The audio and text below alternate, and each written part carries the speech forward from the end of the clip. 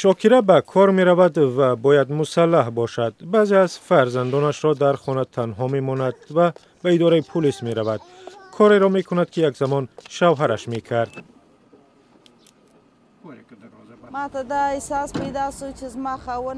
شوهر من به حیث پلیس خدمت می کرد و طالبان او را کشتند. بعد از این من تصمیم گرفتم که پلیس شوم تا توانم پول برای به وای رساندن کودکانم پیدا کنم و به کشورم خدمت کنم. برای همین من مثل شوهرم افسری پلیس شدم.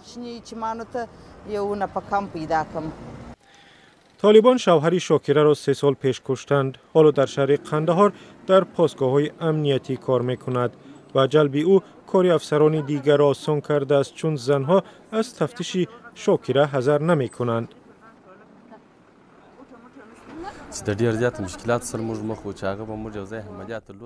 در گذشته ما یگان افسر پلیس زن نداشتیم و هنگام عملیات ها و تفتیش خانه ها دشواری زیاد پیش می آمد.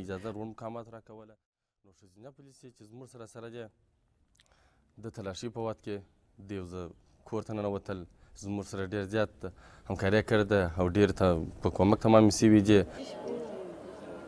از زمان سقوط طالبان در افغانستان در سال 2001 فقط در ولایت قندهار 10 زن را به صف نیروهای پلیس جلب کردند. وقتهای آخر تعدادی بیشتری زنان به صف نیروهای پلیس می پیوندند. در قندهار نه کمتر از 110 پلیس زن داریم.